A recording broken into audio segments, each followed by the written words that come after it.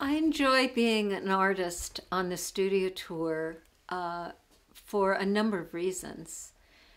The first is you get to meet a lot of people from all over. People come from out of state, all over California. Um, they are really interested in how you produce the art. The studio tour is a lot of work, but I enjoy seeing a lot of old friends, and I enjoy people seeing my art and appreciating it. Because after all, I do it for myself, really, because I have to do it. But I actually, I want people to see it. I want to share it. What I enjoy about the studio tour is having everybody come to the studio. I enjoy when they first walk in the studio, how surprised they are at how finished it is, and all the colors and how many looms I have in here. I like to meet the people too and explain. By the time the 3 days is over, I can hardly speak. I've lost my voice, but I love explaining what I do. And I was amazed at the fun that we had. It was we did a 3-day session, and I met so many people. I never knew there was that many people that could be interested in my particular form of art. Also, people end up telling me about themselves, and they inspire me if they have art in them, or even if they've never done art. The questions they ask inspire me, and I find myself going into the next 2 years before the next studio tour. Everything I make, I start thinking about, so what are they going to see? What are they going to ask me next time? The studio tour is really a once every 2-year opportunity for me to show off my shop as well as my work. I really enjoy having people come to my shop because a lot of people who just would purchase a bowl really wonder how it was made. So I enjoy them coming to my shop and being able to see how the bowl is actually made and some of the effort that goes into making it, especially sanding. Most people have no idea how much time I spend sanding. Well, the studio tour gives me an opportunity to show my work to people that wouldn't ordinarily see it. Sometimes 300 or 400 people come on a weekend and get compliments and sometimes sell stuff. One of the things that I love about the studio tour is that I really get to meet a lot of nice people. I love having people come here. I love having them experience the art, the place, my studio. And I love the questions that they ask. They ask really insightful questions. And inadvertently, I'll end up in a very intense emotional exchange because something would have touched them, something would have sparked off a conversation about a personal experience for them and their art making, and it's very cathartic. It's very nice to know that you're not alone when you're a fellow artist, with a fellow artist learning. The studio tour is officially called the Three Rivers Artists Biennial Studio Tour because it happens every other year. The reason I keep doing it both as an organizer and as an actual artist on the tour is that it shows people how you can live with art making and how it can intersect with your daily life. And every artist on this tour has a different kind of place where they work, a different kind of place where they live, a certain kind of medium that they were particularly drawn to and have spent time with to learn and become productive and creative. And so there's just all kinds of wonderful things to see here. Well, my art making began when I was a child, and probably because I was an Army brat. And we moved around a lot, and there were a lot of times alone. And I always had to meet new friends and so on. And I enjoyed it. My process is slow. I paint very slowly, but it affords me to live with my painting. So I'm presented with a question or a quandary or a feeling or an emotion, or sometimes it's a dream. And I paint the dream. I paint the process of understanding what those are. Well, most of my art today is dog portraits. I do at least one a day, sometimes 2, sometimes 3. I try to get other artwork in as well. Local landscapes I like to do, but I'm so busy right now that I'm doing these acrylics just as fast as I can. I really enjoy weaving. I've been doing it since 1983. I don't know why I got started on it. A friend of mine had a loom that was too big for her house, and she knew I wanted to learn how to weave, and so she offered to bring it over and teach me how. And after that, I bought a loom of my own, and I bought another one, and it's just kind of gotten out of hand. I have now 6 looms here in the studio, 2 more in the house, and 1 in the garage, and each one of them has a different project on it. Well, I've kind of been working with wood all my life. I think it's in my genes because my father and my grandfather were contractor builders, and my other grandfather was a architect. My medium is oil, and I do paintings, and what excites me about it is the color. I'm all about color. Anything that can be enhanced in nature, that's what I want to do. So when you see my paintings, they'll be in vivid oranges and purples and magentas, and that's what really excites me. I have a passion for wood. Ever since I was a little kid, I've had a passion for wood.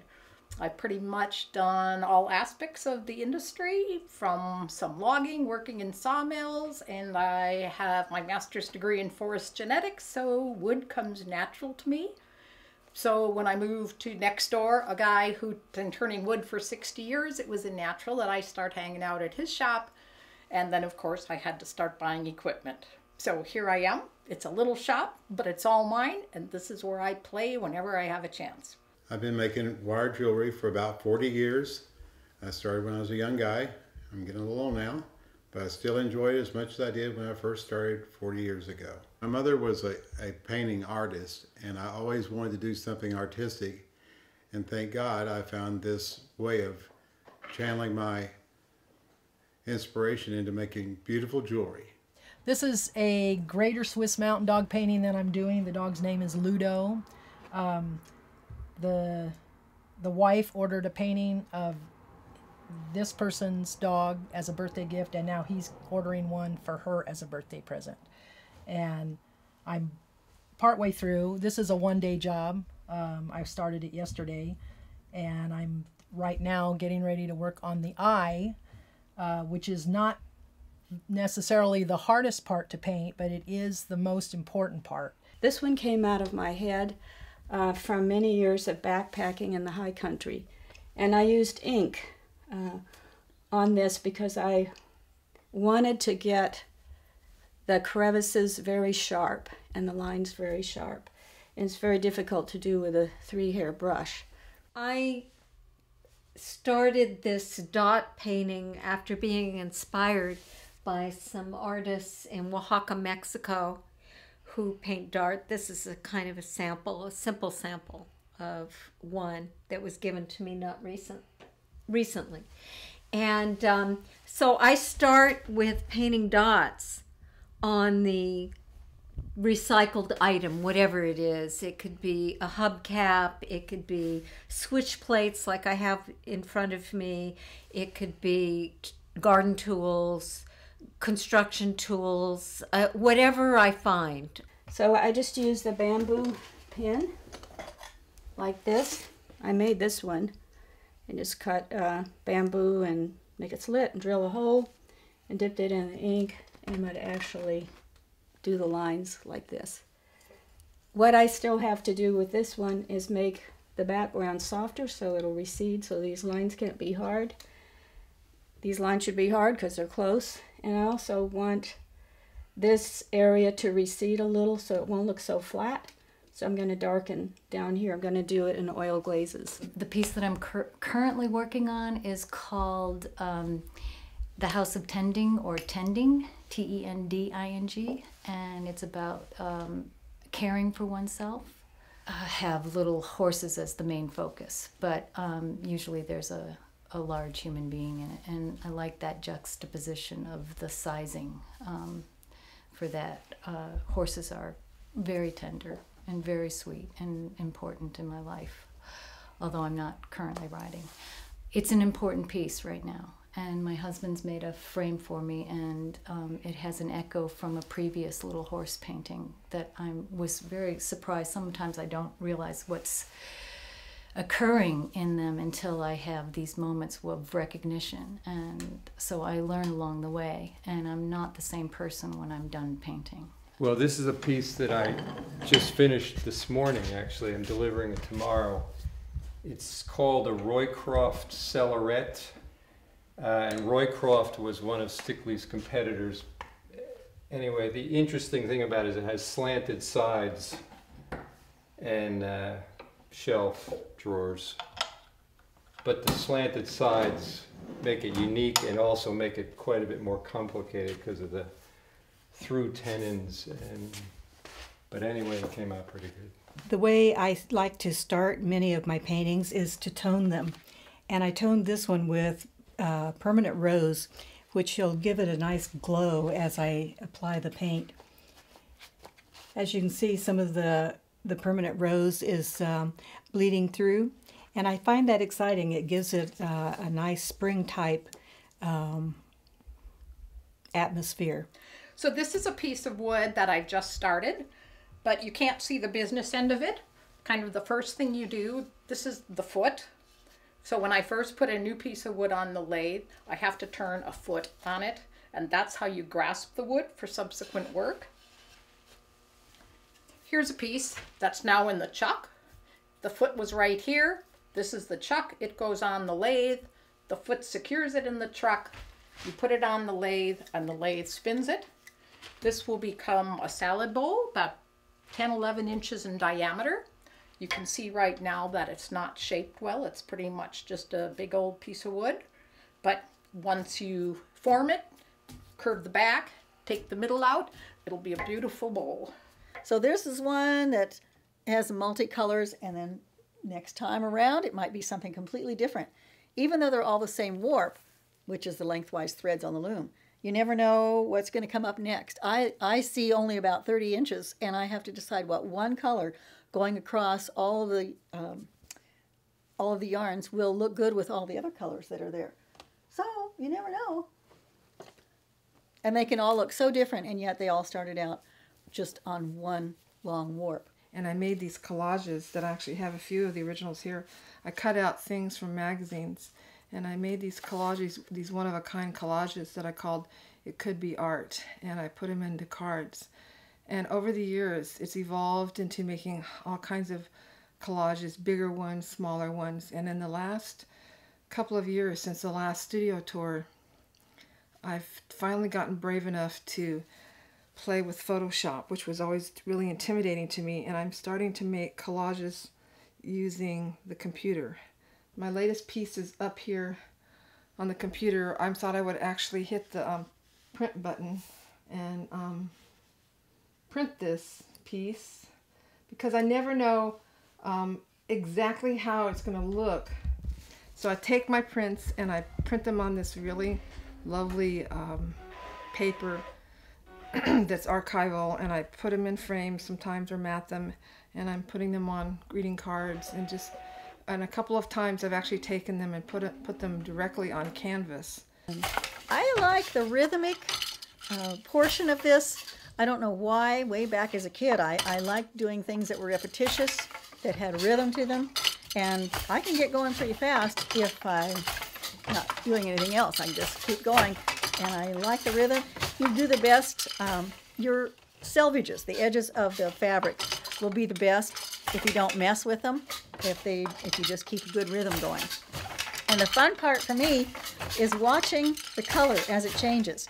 As I said before, I have to choose one color that will go with all of the colors that are showing on the loom, and I can only see how much of the warp is going from the front to the back. There's a lot more rolled up on the back. Sometimes I think, oh my goodness, I think have I ruined a towel because I chose the wrong color, and yet when it comes off the loom and it's been washed, I really like what happens. It gives it more depth sometimes if I have a contrasting color rather than try to match the color. This is one of the beautiful gems that I just picked up in Tucson, Arizona, the world's largest gem show. This is where my wife and I go to pick out all the beautiful gems that we make jewelry for and sell to stores. Specifically, I have a couple of stores in an island that I ship a great deal of jewelry to, and we buy topaz, garnets, amethysts, smoky quartz, mystic quartz, just a variety of gemstones that look so unique in the wire. This painting here is part of a new series I'm working on called The Cosmic Egg. And it's also collage, but it's more like collage painting. And it's made from a paper called masa paper that you take and crumple up and get wet. And then you apply it to canvas, and then you add paint or ink or other kinds of things to it. And it becomes this kind of unusual textured painting that you probably can't see on video very well, but in person it has a totally different feel. And in this painting, some of the paint kind of leaked into the egg because I had wanted the egg to be really pristinely kind of off-white, and then this leaking came in, and those serendipitous wonderful mistakes is what actually makes the art. So I'm really looking forward to seeing what else is going to show up. About 12 years ago, I decided I wanted to move my studio space out of my house. I thought I had the money to do it, and it was a good move. It was September 1st, 2001, and I was very excited, rented this place, and then 2 weeks later was the bombing in New York, and I didn't have a commission for a year and a half after that. So I was in my new studio, paying rent and no work, but I stuck it out, and I love this space. I am happiest in my studio. This is, to me, the best place in the world. This studio space is a gift and a collaborative effort on my husband's and my part. It's a lovely, open space, although lately I feel like I'm outgrowing it, and there might be an expansion. But at this point in time, it's a really lovely place. I feel really close to nature here. I have a whole bank of windows here that opens up into our further backyard, which I love because it's usually green or it's gold or it's, you know, all the wonderful natural colors. And there's a lot of sunlight in here. My studio space originally started on a kitchen table. Like many people, we didn't have a place to exclusively do our art. But as we planned to move to Three Rivers into our retirement home, both my husband and I decided to have studios built into our home space. So the studio space was directed by the architect, and I have an outdoor space connected to it so that it's easy to take a break when you want to. We moved here in 2002. This space was a wood shop. It had all kinds of saws and everything. The walls were just framed out with tar paper. This is my home away from home. I lived here for 10 years and was always designing a shop in my mind, and I was building houses at the time. And I wanted to build an underground house, but nobody would go for it. So I decided, well, I'll build my shop that way, and saw a picture of something like this culvert in the magazine.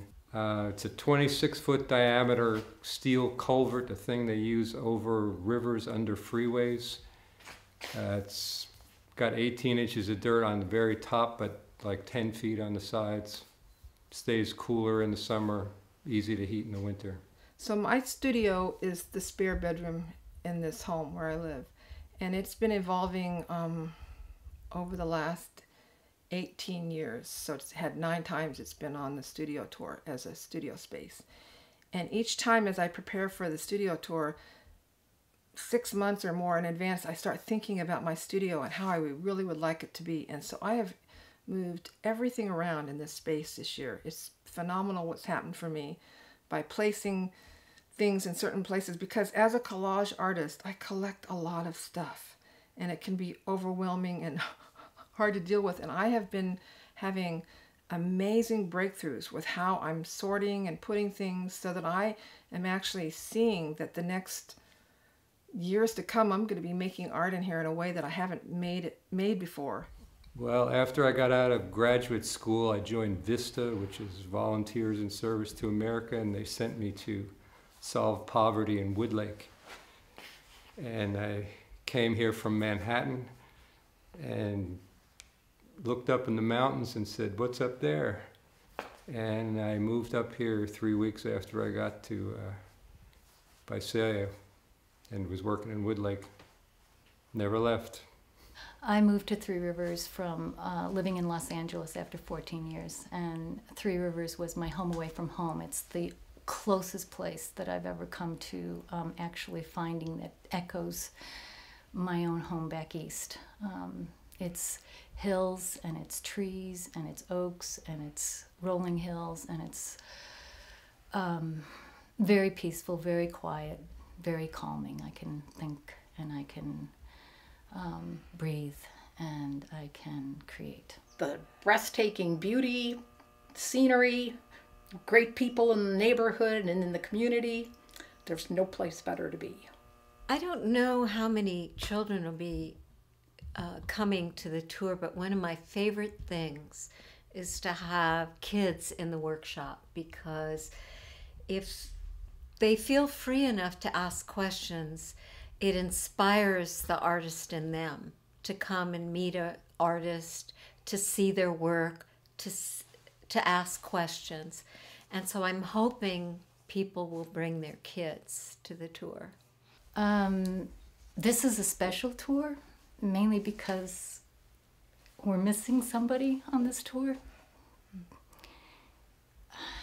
who's had a profound effect on all of us here. Her creativity is missed a great deal. And her passing has made me think about really committing to my creativity in a way that I haven't.